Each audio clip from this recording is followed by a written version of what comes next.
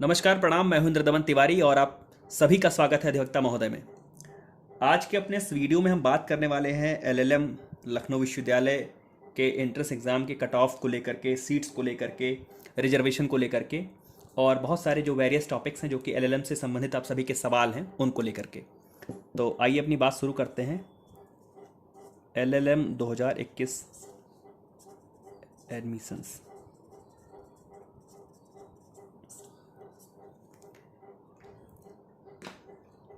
लखनऊ विश्वविद्यालय द्वारा जो एलएलएम का एंट्रेंस आपका आयोजित किया गया था वो 200 नंबरों का आपका एग्ज़ाम था। 100 सवाल आपके थे 2 नंबरों के, 200 नंबर का टोटल, 200 नंबरों का आपका टोटल पेपर था। तो सबसे पहले कुछ बहुत सामान्य से नियम हैं जो विश्वविद्यालय के द्वारा जारी किए गए हैं, उसके विषय में आप सभी को जानना ज़रूरी है। जैसे कोई भी कैंडिडेट जो कि एलएलएम जिसने एलएलएम का एंट्रेंस दिया है, उनके अगर सेम नंबर होते हैं, 2 कैंडिडेट्स हैं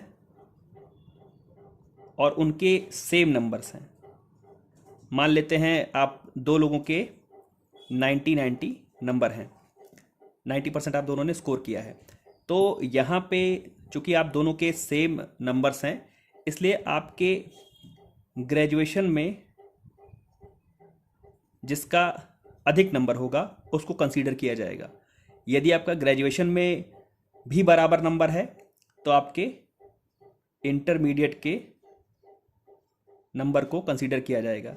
जिसका भी इंटरमीडिएट में अधिक नंबर होगा उसको कंसीडर किया जाएगा। और अगर इंटरमीडिएट में भी यही स्थिति है तो आपका हाई स्कूल का नंबर जो है वो कंसीडर किया जाएगा। और यदि हाई स्कूल में भी ये समान स्थिति होती है तो जिसकी एज ज़्यादा होगी, जो वरिष्ठ होगा, उसको प्रायोरिटी मिलेगी। तो ये विश्वविद्यालय के द्वारा जो एलएलएम का एंट्रेंस और बहुत सारे एंट्रेंस आयोजित किए जाते हैं एलएलएम विश्वविद्यालय में प्रवेश को लेकर के, उन सब के लिए ये वाला रूल सेम है कि 2 कैंडिडेट सेम नंबर अगर हैं एंट्रेंस टेस्ट में तो उनके ग्रेजुएशन के नंबर के आधार पर उनको ऊपर नीचे रखा जाएगा या फिर उनके इंटर के अंकों के आधार पर। और अगर ग्रेजुएशन और इंटर के दोनों के अंक समान हैं तो हाई स्कूल। और यदि तीनों के अंक समान हैं, जो कि बहुत ही मुश्किल होता है, लेकिन यदि ऐसा हो गया है तो एज के आधार पर जो भी वरिष्ठ होगा उसको प्रायोरिटी मिलेगी, उसको प्रवेश दिया जाएगा, उसको एक तरीके से समझ लीजिए वरीयता मिलेगी। ये बात हो गई नियम से संबंधित।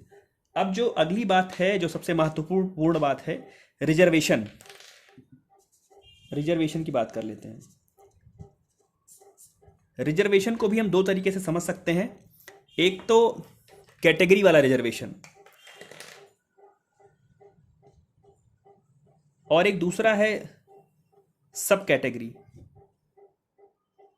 कैटेगरी की जब हम बात कर रहे हैं तो कैटेगरी में जैसे OBC category, SC category, ST category और ईडब्ल्यूएस।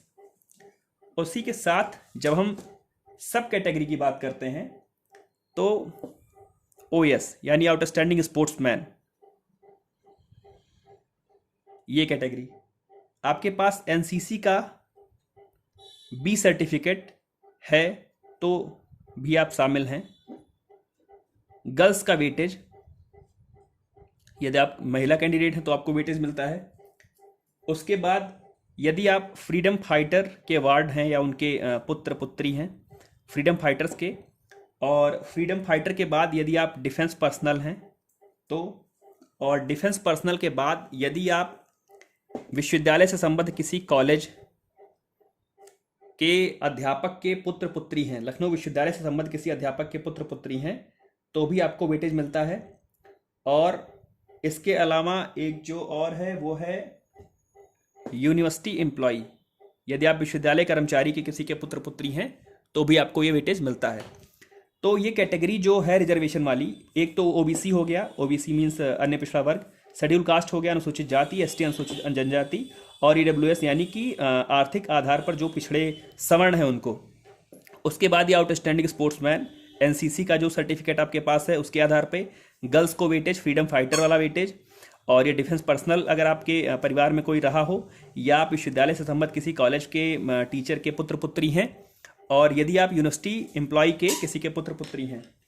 इनकी बात अगर कर लें तो ओबीसी को 27%, एससीज को 21%, एसटीज को 2% और ईडब्ल्यूएस को 10% का रिजर्वेशन यहाँ पर मिलता है। ये रिजर्वेशन जो कि ओबीसी का 27% है, एससी का 21% है, एसटी का 2% है, ईडब्ल्यूएस का 10% है। इसको सीट्स वाइज अभी हम समझते हैं। उसके पहले हम जान लें कि जो आउटस्टैंडिंग स्पोर्ट्समैन हैं इनको 5%, एनसीसी का यदि सर्टिफिकेट है तो आपको 2.5%, गर्ल्स का जो वेटेज है वो 5%, और उसके बाद जो ये सारी चीज़ें हैं, ये सारी चीज़ें आवेदन के आधार पे, ये विश्वविद्यालय के विवेक के ऊपर है। विश्वविद्यालय इस चीज़ को देखता है कि कितने आवेदन ऐसे आए हैं जिसमें फ्रीडम फाइटर, डिफेंस पर्सनल या कॉलेज या यूनिवर्सिटी एम्प्लॉय का आवेदन आया हुआ है, उनके लड़कों का या उनके पुत्र पुत्रियों का किसी का आवेदन आया हुआ है। तो इसकी दर तय है, इसके रेट तय हैं। रेट मीन्स इसका प्रतिशत तय है। और ये फ्रीडम फाइटर और डिफेंस पर्सनल, कॉलेज वाला और ये यूनिवर्सिटी एम्प्लॉय का जो रिजर्वेशन का जो कोटा है, उसके विषय में विश्वविद्यालय अपने हिसाब से डिस्क्रिप्शन से डिसाइड करता है। अब हम सीट्स पर आते हैं, सीट्स की बात कर लें तो टोटल जो 60 सीटें हैं एलएलएम की, टोटल 60 सीटें हैं। इसमें सबसे पहली जो बात कर लें, 60 का 27% जो कि ओबीसी के लिए आरक्षित है, उसकी बात करें तो ये होता है नियर अबाउट 16.2%। इसको समझ लेते हैं 16 सीट्स। 16 सीटें जो हैं वो ओबीसी के लिए आरक्षित हैं। दूसरी बात कर लें, 60 का 21% जो है वो शेड्यूल कास्ट के लिए आरक्षित है, और ये होता है 12.6%। और इसको हम समझ सकते हैं 13 सीट्स शेड्यूल कास्ट के लिए आरक्षित हैं। 60 का 2% जो है वो होता है 1.2%, मीन्स इसको हम समझ लेते हैं 1 सीट। और जो ये 1 सीट है ये एसटी के लिए आरक्षित है। इस प्रकार से 13 और 1 14 और 16 30 सीटें जो हैं ये आप निकाल दीजिए रिजर्व कैटेगरी की। 60 की 30 सीटें जो हो गई, मेरी राइटिंग थोड़ी ख़राब है उसके लिए मैं क्षमा मांगूंगा। 60 की 30 सीटें जो हैं ये रिजर्व हो गई। 60 जो टोटल सीटें थी, इसकी 30 सीटें ये आपकी रिजर्व हो गई। अब जो बची 30 सीटें हैं वो ओपन है, मीन्स सबके लिए हैं। इसको जनरल सीटें समझ सकते हैं। और प्लस ईडब्ल्यूएस आने के बाद 60 का 10% अगर हम देखें तो जो 6 होता है, 6 सीट्स ईडब्ल्यूएस के लिए बच जाती हैं, आरक्षित हैं। तो कुल मिलाकर हम ये समझ सकते हैं कि जो 60 सीटें हैं उसमें से 16 सीट्स ओबीसी की, 13 सीट्स शेड्यूल कास्ट की, 1 सीट एसटी की। कई बार होता है एसटी की वे सीट खाली रह जाती है क्योंकि एसटी कैंडिडेट बहुत कम होते हैं या बहुत कम अप्लाई करते हैं, बहुत कम आते ही हैं। और उसके बाद ईडब्ल्यूएस की ये 6 सीटें। तो ये आपकी सीटें हैं। यदि आप जिस कैटेगरी के हैं आप अपनी सीटें देख सकते हैं, और अगर आपने अच्छा प्रदर्शन किया है तो आप इस बची हुई 30 सीटों में भी अपना प्रवेश प्राप्त कर सकते हैं। तो ये तो बात हो गई आपके रूल्स की, कैटेगरी की, सब कैटेगरी की और सीट्स की। अभी एक ज़रूरी बात फीस की कर लेते हैं। जब एलएलएम की फ़ीस की बात करते हैं, आपको फ़ीस कितनी पे करनी है, तो आपके चूँकि एलएलएम के 4 सेमेस्टर होते हैं एलयू में, और इस सेमेस्टर वाइज आपको देना होता है 6,545। ये स्पष्ट शायद हो रहा होगा, 6,545 रुपये आपको पर सेमेस्टर पे करने होते हैं। तो ये तो बात हो गई फीस की, जो कि है 6,545 रुपये पर सेमेस्टर। अभी जो सबसे महत्वपूर्ण चीज़ है कट ऑफ कितनी जानी है, कट ऑफ की बात कर लेते हैं। और जब हम कट ऑफ की बात कर रहे हैं तो सबसे पहले तो 200 नंबरों का 200 नंबर का आपका पेपर था। और इस 200 नंबर के पेपर में जब हम बात करते हैं, सबसे पहले तो बात कर लेते हैं जनरल की। जनरल की कट ऑफ की अगर हम बात करें तो कट ऑफ का चूंकि अभी विश्वविद्यालय ने एलएलएम का मास्टर्स का आंसर की नहीं जारी किया है, लेकिन बहुत सारे कैंडिडेट से बात हुई, बहुत सारे लोगों से बात हुई और सवालों को एक बार देखा गया, समझा गया। और जो हम लोगों ने पिछले लोगों से, पुराने लोगों से बात की। अच्छा, एक चीज़ और सबसे महत्वपूर्ण ये हो जाता है कि इस 200 नंबर के साथ इस बार इंटरव्यू भी जुड़ा हुआ है। 30 नंबरों का आपका इंटरव्यू भी जुड़ा हुआ है। और ये 30 नंबर का जो इंटरव्यू है, इसको लेकर के बहुत सारे सवाल हैं, उसके विषय में भी बात करेंगे। लेकिन अभी बात कर लेते हैं एंट्रेंस के कट ऑफ को लेकर के। चूंकि विश्वविद्यालय ने उन सारे कैंडिडेट्स को इंटरव्यू के कार्ड जारी किए हैं, इंटरव्यू के लिए कॉल किया है, जिन्होंने अपीयर किया था, जिन्होंने एंट्रेंस दिया हुआ है एलएलएम का, उन सभी लोगों को इंटरव्यू के लिए कॉल किया गया है, उन सभी लोगों को वहाँ पर बुलाया गया है। तो आपको सबसे पहले कट ऑफ के विषय में ये बता दें कि अगर जनरल कैंडिडेट है, और जनरल कैंडिडेट की अगर हम बात कर लें तो जनरल कैंडिडेट में जिनका भी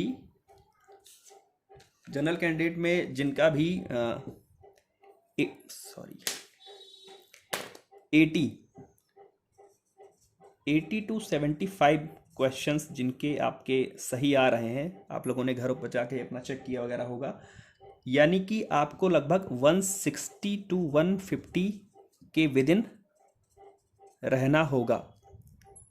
जो जनरल कैंडिडेट है उसको 80 से 75 सवाल ठीक करने हैं, उसका जो नंबर है वो 160 to 150 के बीच में अगर रहता है, या 160 प्लस अगर हो जाता है, तो आपका प्रवेश काफ़ी हद तक संभव है, क्योंकि अभी इसमें इंटरव्यू का रिजल्ट भी जुड़ना है। लेकिन अगर बात करें इसमें बेहतर करने की, एंट्रेंस में बेहतर करने की, तो आप अगर 160 प्लस हैं तो आप काफ़ी मजबूत स्थिति में हैं, आपका प्रवेश काफ़ी हद तक सुलभ हो सकता है। बात कर लें ओबीसी की, ओबीसी कैटेगरी की अगर बात करें तो ओबीसी के लिए 65 to 70 questions means 140 to 130 numbers के विद इन रहना ज़रूरी है। और अगर आप 140 के ऊपर हैं, ओबीसी कैंडिडेट हैं, 140 के ऊपर हैं, तो आप काफ़ी मजबूत स्थिति में, आपका प्रवेश काफ़ी हद तक सुनिश्चित होने की संभावना है। ओबीसी के बाद अगर हम बात करें ईडब्ल्यूएस कैंडिडेट की, जो आर्थिक आधार पर पिछड़े सवर्ण हैं, उनकी अगर बात करें तो आपके लिए भी ये जो आंकड़ा है ये ओबीसी के जैसा ही है। आपको भी 65 से लेकर के 70 क्वेश्चंस को सही करना है। आपने सही किया हो अगर, और आपका 140 to 130 आ रहा है स्कोर, आप इसके बीच में हैं, या आप 140 के ऊपर हैं, तो आप काफ़ी मजबूत स्थिति में हैं, आपका एडमिशन होने की काफ़ी संभावना है। ईडब्ल्यूएस के बाद हम बात कर लें एससीज की। एससी कैंडिडेट्स के लिए ये चीज़ जो है, ये 55 से 60 सवालों के बीच में आ जाता है। 55 से 60 सवाल यदि आपने सही किए हैं, और 55-60 सवाल सही करने का मतलब है कि आपका 100 से 90 से 100 के बीच में यदि आप हैं, तो उम्मीद है कि इंटरव्यू के नंबर जोड़ने के बाद यदि आपका इंटरव्यू बढ़िया हो जाता है तो आपका प्रवेश काफ़ी हद तक संभव है। आपको इसके विद इन रहना है, या 100 के प्लस 100 के ऊपर यदि आपका आ रहा है तो आप बहुत बढ़िया आपने स्कोर किया है, आपकी काफ़ी संभावना है अगर पुरानी मेरिट के सापेक्ष देखा जाए, उसकी तुलना की जाए तो। बात एसटी कैंडिडेट्स की भी कर लेते हैं। एसटी कैंडिडेट के लिए ये चीज़ 50 सवालों का है, और 100 से 90 नंबर्स के बीच में उनको स्कोर करना ही करना है, और वो यदि 90 प्लस भी हैं तो उनके लिए काफ़ी बेहतर है। तो जैसा कट ऑफ की बात की जाए, लखनऊ विश्वविद्यालय एलएलएम पाठ्यक्रम में प्रवेश के लिए 2021 की जो कट ऑफ की बात की जाए, और इंटरव्यू के नंबरों की बात अभी मैं नहीं कर रहा हूँ, इंटरव्यू के नंबरों को भी छोड़ दें यदि, और रिटन इंट्रेंस टेस्ट की बात कर लें, तो जनरल की जो कट ऑफ जा रही है वो जा रही है 160 के पास, ओबीसी की जो कट ऑफ जा रही है वो जा रही है 140 के पास, ईडब्ल्यूएस की जो जा रही है वो भी 140, शेड्यूल कास्ट की कट ऑफ 100 के करीब, और एसटी की कट ऑफ 90 या 90 से ऊपर। लेकिन यदि आप जनरल में 160 से ऊपर स्कोर कर रहे हैं तो आप काफ़ी सुरक्षित हैं, ओबीसी में आप 140 प्लस कर रहे हैं तो काफ़ी सुरक्षित हैं, ईडब्ल्यूएस में 140 प्लस कर रहे हैं तो काफ़ी सुरक्षित हैं, शेड्यूल कास्ट के कैंडिडेट हैं और आप 100 से ऊपर ला रहे हैं तो काफ़ी सुरक्षित हैं, और एसटी कैंडिडेट हैं 90 से ऊपर ला रहे हैं तो काफ़ी सुरक्षित हैं। अच्छा, एक बात कर लें बहनों की, लड़कियों की बात कर लें, तो चूंकि गर्ल्स को 5% का वेटेज भी मिलता है, भारांक जिसको बोलते हैं, तो आपका जो भी नंबर होगा उसमें आप प्लस 5% समझ लीजिए आपने स्कोर ज़्यादा किया है, तो आपकी जो कट ऑफ है, जो आपका जो एलिजिबिलिटी क्राइटेरिया है, इन सारे नंबरों में से आप उसको -5% कर सकते हैं। तो गर्ल्स के लिए फ़ायदे की बात है, गर्ल्स के लिए ये बेहतर बात है। तो ये जो अभी तक जो लोगों से बात हुई, पेपर्स के डिफ़िकल्टी की बात हुई, पेपर के पैटर्न को लेकर के बात हुई, सवाल किसने कितने सही किए हैं उसको लेकर के बात हुई, तो उन सवालों के आधार पर ये समझा जा रहा है कि 80 सवाल 80-85 सवाल के करीब ऐसे थे जो कि एक सामान्य लॉ पढ़ा हुआ लड़का वो कर सकता था। 80 से 85 सवाल के बीच में ऐसे थे, क्योंकि कोई भी ऐसा एग्ज़ाम नहीं होता कि उसमें 100 के 100 सवाल हमको आते रहते हैं। तो 80 से 85 सवाल ऐसे थे जो किए जा सकते थे। इसी वजह से ये जो मैंने कट ऑफ की बात करी, ये मैंने 80 से ही शुरू की। तो ये तो हो गई कट ऑफ की बात। और अभी तो हम लोग को इंतज़ार करना है कि विश्वविद्यालय जब आंसर की जारी कर दे और आप सभी एक बार अपने आंसर की से उस चीज़ को मिला लें। और कुछ चीज़ें हैं, जैसे आपका यदि गैप रहा हो तो आप उसका गैप सर्टिफिकेट जरूर बनवा लीजिए। यदि आप स्नातक के बाद गैप करके आ रहे हो तो अपना गैप सर्टिफिकेट जरूर बनवा के रखिए। और ये जितने भी सर्टिफिकेट्स हैं जो आप वेटेज क्लेम कर रहे हैं, जितने भी सर्टिफिकेट हैं, चाहे ओबीसी का कास्ट सर्टिफिकेट हो, चाहे एससीज का कास्ट सर्टिफिकेट हो, चाहे एसटीज का कास्ट सर्टिफिकेट हो, या आपकी तहसील से जारी किया गया ईडब्ल्यूएस, ये सभी जो है ये 1 अप्रैल 2018 के बाद का ही होना चाहिए। ये जो डेट, आप इसको याद रखिएगा। आपका ये बड़ा अच्छा प्रश्न होता है कि मेरा पुराना है नया है, तो 1 अप्रैल 2018 के पोस्ट होना चाहिए, पोस्ट 1 अप्रैल 2018 होना चाहिए, ताकि उसका जो प्रमाण पत्रों का जो सत्यापन है ऑनलाइन वेबसाइट पर हो सके। अब जो सबसे महत्वपूर्ण बात है, जिसके विषय में सबसे ज़्यादा सवाल अभी तक कमेंट सेक्शन में पूछे गए हैं, इंटरव्यू की बात की जा रही है कि इंटरव्यू कैसे होगा, इंटरव्यू में क्या पूछा जाना है, इंटरव्यू की बात की जा रही है। इंटरव्यू के लिए जो अभी तक की जानकारी है वो ये है कि आपका 30 नंबर का इंटरव्यू है। ध्यान रखिएगा, 30% नहीं कह रहे हैं, 30 नंबर कह रहे हैं। 30 नंबर का आपका इंटरव्यू है, 30 नंबर का इंटरव्यू है। और आपका जो टोटल नंबर होगा एंट्रेंस का जो टोटल नंबर होगा उसका 70% प्लस 30 नंबर, इसके बाद ये एक ज्वाइंट मेरिट बनेगी। जैसे अगर हम बात करें कि आपको एंट्रेंस में मिला है, आपको एंट्रेंस में मिलते हैं 170 नंबर। यदि आपको टोटल नंबर एंट्रेंस में मिले हैं 170 का 70% निकाल लीजिए आप। और 170 का जब हम 70% निकालते हैं तो ये आता है 119। और इसमें आपका प्लस 30 नंबर का जो इंटरव्यू होगा उसमें जो आपको मिलेगा वो जुड़ेगा। तो 119 प्लस, अगर x नंबर इंटरव्यू का है तो 119 प्लस x, ये आपकी मेरिट बनेगी। और इंटरव्यू की जब हम बात कर रहे हैं 30 नंबर के इंटरव्यू की, तो जो सबसे बड़ी सूचना है वो ये है कि इस 30 नंबर का जो आपका इंटरव्यू होगा इसमें 2 चीजें होंगी। पहली जो महत्वपूर्ण चीज है वो ये है कि कुछ नंबर आपके लॉ में टोटल मेरिट के पर बेस होंगे, प्लस दूसरा जो है वो आपका जो पर्सनल इंटरव्यू उसी दौरान हो रहा होगा उसका होगा। मींस कि इस 30 नंबर में जो क्राइटेरिया है, जो क्राइटेरिया दो है कि एक तो जो आपने आपके एलएलबी के डिग्री के दौरान जो भी आपका परसेंटेज होगा, आप कितने साउंड स्टूडेंट रहे, कितने गुड स्टूडेंट रहे, आपका कितना टोटल नंबर है, तो जो आपकी टोटल मेरिट होगी उसके आधार पर आपको 5, 6, 7, 8 ऐसे करके नंबर मिलने हैं। और इस टोटल आपके इसके साथ इस नंबर के साथ जो उस समय आपका इंटरव्यू होगा, जो आपसे इंटरव्यू में सवाल पूछे जाएंगे, उस इंटरव्यू के सवालों का आपको जवाब देना है और उसके बाद वो मौके पर आपको वहाँ पर नंबर मिलेंगे। तो जो ये सबसे बड़ी बात है वो ये है कि आपके एंट्रेंस में से जो आपको नंबर मिलेगा उसका 70% प्लस 30 नंबर का इंटरव्यू, और उस 30 नंबर के इंटरव्यू में एक खास सेगमेंट जो होगा 10 का हो सकता है, 15 का हो सकता है, कुछ भी हो सकता है, वो विश्वविद्यालय डिसाइड करेगा कि वो नंबर आपको आपके एलएलबी के मेरिट के हिसाब पे मिल रहे हैं, आपको आपके लॉ के मेरिट पे मिल रहे हैं। आपने जिस प्रकार से अपना टोटल एलएलबी में स्कोर किया है 70%, 80%, 90%, उस परसेंटेज को ध्यान में रखते हुए ये समझा जाएगा कि आप अच्छे छात्र हैं, आपने अच्छे से पढ़ाई की है, आपने लॉ की डिग्री अच्छे से कंप्लीट की है। तो आपने जितना ज़्यादा एलएलबी में स्कोर किया है वो यहाँ पर आपके बहुत काम आने वाला है, क्योंकि यहाँ का इंटरव्यू काफ़ी कुछ उस चीज़ को शामिल करेगा, आपके नंबरों को उसको शामिल करेगा। और ये अगर मैं इंटरव्यू समझा सका हूँ तो सही है। और जो अब मैं बात करने वाला हूँ इंटरव्यू के सवालों की, इंटरव्यू में जो पूछे जाने वाले सवालों की क्या है, तो ये कट ऑफ की बात है, ये इंटरव्यू की बात है। इस फॉर्मूला पर आपका मूल्यांकन होना है 70% प्लस 30 नंबर वाला, और उसके बाद ये ज्वाइंट मेरिट बननी है।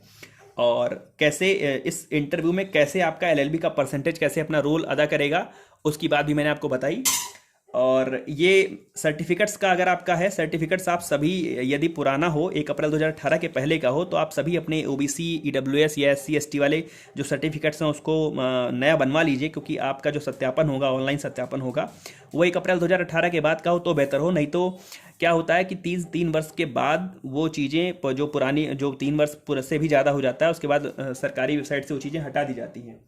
तो और सीट्स की हमने बात कर ली है, और अगर कैंडिडेट्स के सेम नंबर होंगे उसकी बात कर ली है, रिजर्वेशन की बात कर ली है, और फीस की बात कर ली है।